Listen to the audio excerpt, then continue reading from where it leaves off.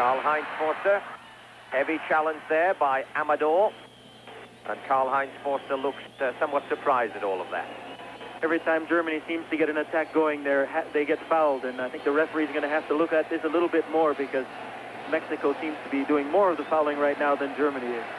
This match so far in sharp contrast to that beautiful exhibition of soccer that we saw earlier today.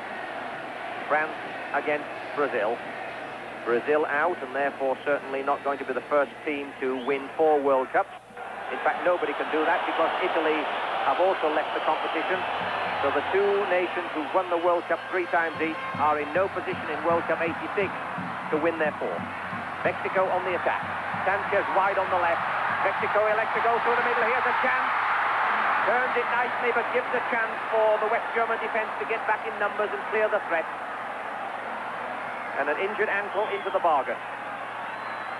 That was one of the better breaks by Mexico. A quick through ball, and there was Thomas Boy. And I think maybe it's twice now we saw Sanchez go through and Thomas Boy, and maybe they should just shoot a little bit quicker and take a chance. You might as well shoot, and if you miss, at least you miss, but not just to give the ball away. And there's always the chance of a knockdown from a shot, too. And if you've got people following up, there's a chance to tap that ball in. Klaus Allop, but definitely fouled there. Kick to West Germany. This in a dangerous position. Central, and a matter of 15 meters outside the box. And this is where West Germany has to keep their temper. They're getting fouled a fair amount here, but with the experience in that team, they should be fine, but it is a bit of an unsettling experience. Well, I'm sure their team chef, Franz Beckenbauer, who has 103 caps for West Germany, a record, has told them in their pre-match talk, you're likely to get a lot of this. Mexico are likely to try to provoke you because they know they have the support of this immense crowd and this very vocal crowd, and they know that pressure will be put on the referee. So here we have a very quick, early substitution for Mexico. Just coming in, number 6, Martinez. Carlos de los Cobos Martinez plays for America in Mexico City, and we're not sure why that was, but it happened awfully quickly. So the wall is set. 6 in the wall. And that one wasn't too far away and had Larios stretching in the goal. And the Labatt TV series will return after this message.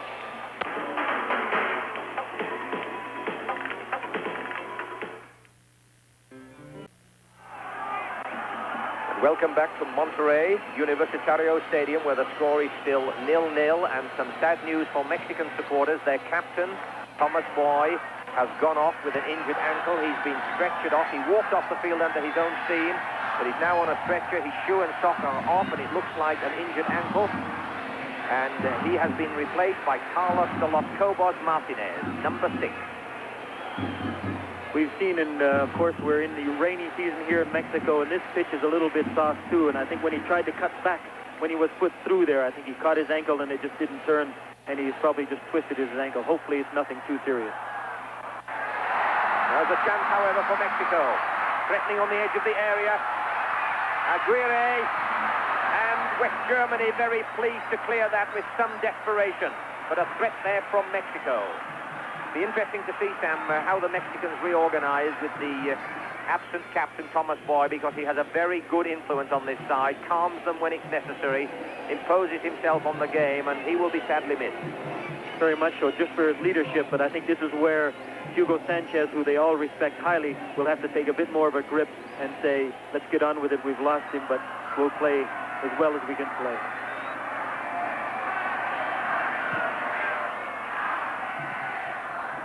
West German defense seemingly becoming increasingly capable of handling these Mexican threats.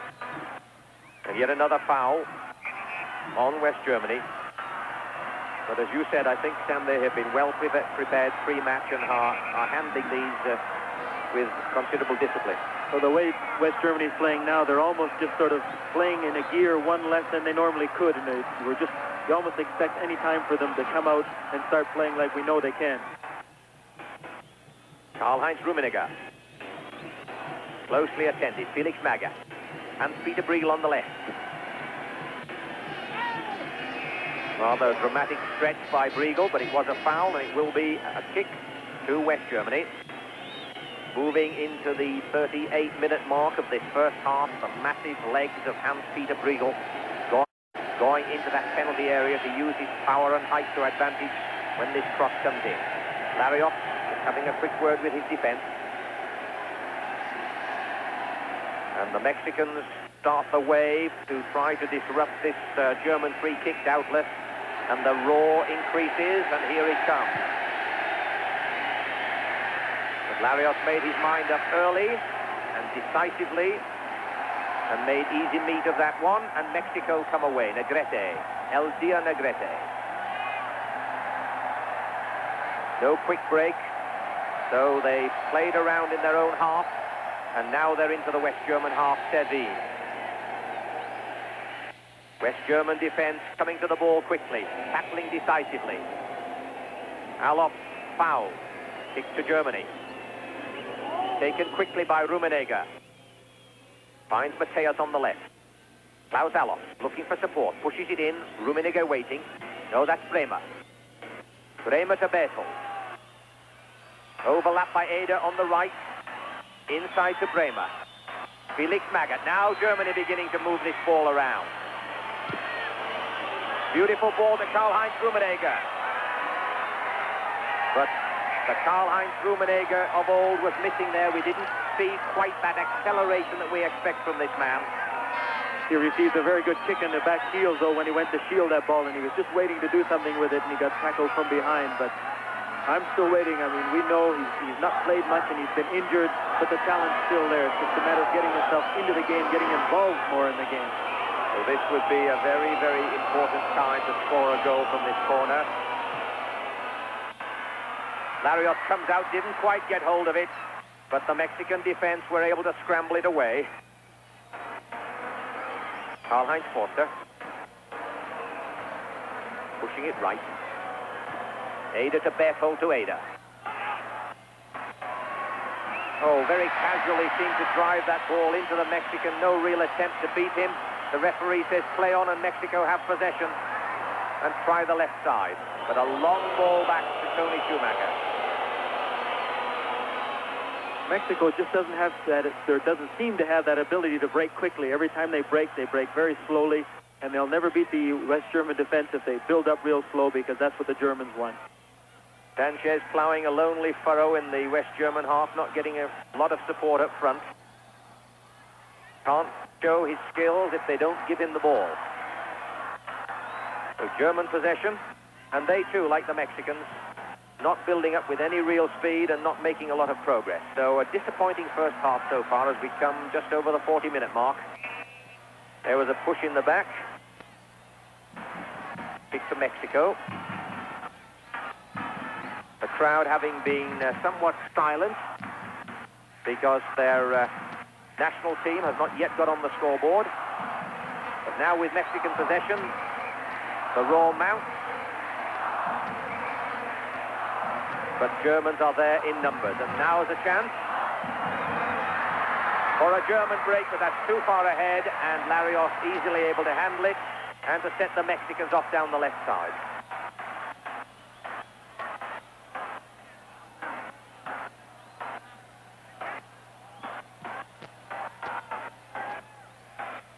Levine receives, but Briegel pressures, pushes it back to Larios.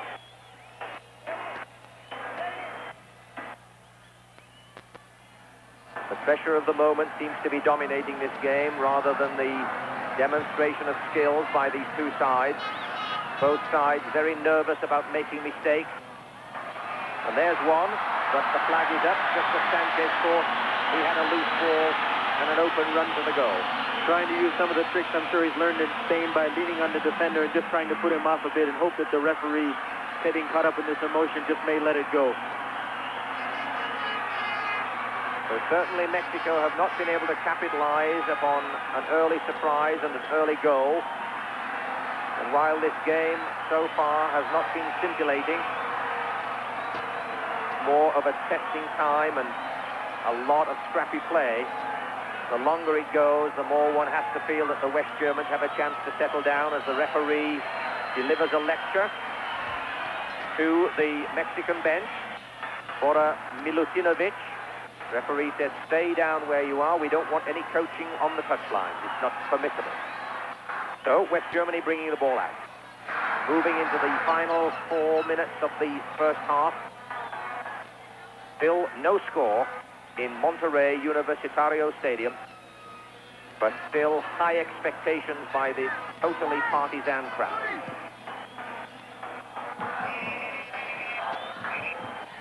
Referee's not satisfied. Kick to Mexico.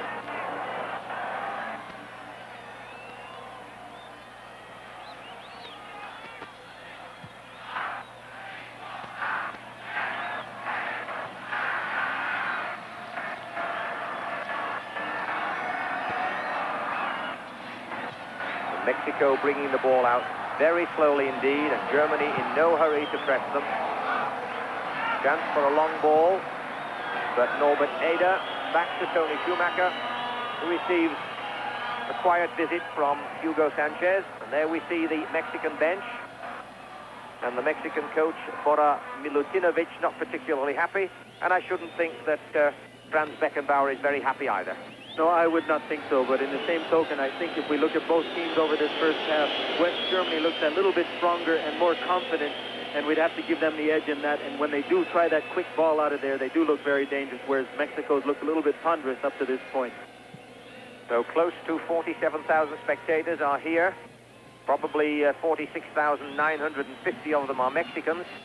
Came with high expectations, and they really haven't had a lot to cheer about in this first half. Now Rummenigge out wide, nodded in. There's a chance for Alof. A magnificent drive by Alof. That could have been a critical goal for West Germany, but the day saved for Mexico. But Germany threaten again, and Carlos Larios punches it out. And Matthias missed his pick, but Germany tried to catch him out of his goal and almost do. That is twice. Sorry, Jeff, that Larios has made two tremendous saves. One of them a quick reaction save off of Alof, and then another quick save. Good pressure by Germany. And the Kaiser, Franz Beckenbauer, looking concerned here as one of his men lays injured in the 6-yard area. It's Klaus Allofs, I think, with Karl-Heinz Rummenigge paying him close attention. Second attempt to score by Allofs, I think, was what resulted in that injury. But Germany came so close then. Karl-Heinz heads the ball back well, and here comes Allofs. Good strike, straight at Larios, but a good reaction save, and they were still under pressure from there on. As they came back at it again, he crosses it in. I think we will see now as Allofs comes in. I think he just got a smack there from Larios, but a well played by Larios and a brave move by the German forward. I think no question at all. Larios was doing his job. He was going for the ball, as was Alof, trying to get a second chance to put Germany ahead. And there we've had the most thrilling 10 seconds of the entire first half, without question. West Germany almost going ahead on a superb first effort, and then a brave second effort by number 19, Klaus Allofs, who's also collected a yellow card in this half, so he's really getting himself into the game. But in the same token, I think we can see now where West Germany does seem to have that little extra bit they can pull out, and I have to give them the advantage in this first half, but it would be nice to see maybe Pierre Ledvarsky come on for the second half to cause a little bit more excitement. Hugo Sanchez strapping for that ball, and Mexico in possession. Espana right on the corner, fighting with Bremer for it. But he loses that, whatever it was.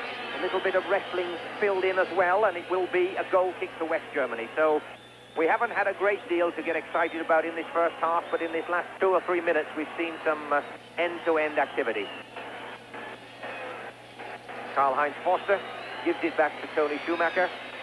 On our watch, we're moving towards the 45-minute mark, and the crowd are now showing their displeasure at a less than pulsating first half. But a first half in which they might well have found themselves a goal down to this West German side that is gradually coming into this game. I think they're putting their mark on this game slowly but surely. They're very confident in most of their build-ups, and when they do get through to Allofs, and if Karl-Heinz Rummenigge gets himself involved a little bit more, I think we'll see a different second half. And it will be interesting to speculate what the two coaches will have to say to their men when they have their half-time break. And Riegel tried to keep it in, but almost kept the Mexican in with him. So it's a Mexican throw.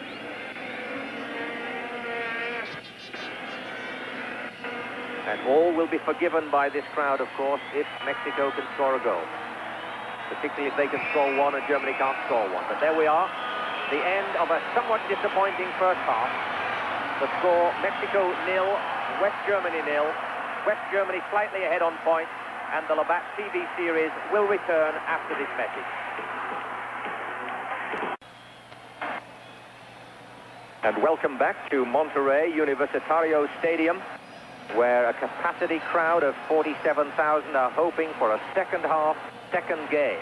Second game in the sense that it will be much more end-to-end and exciting than the first half, and that, of course, the end result will be a win for Mexico and an entry into the semi-final to play against France.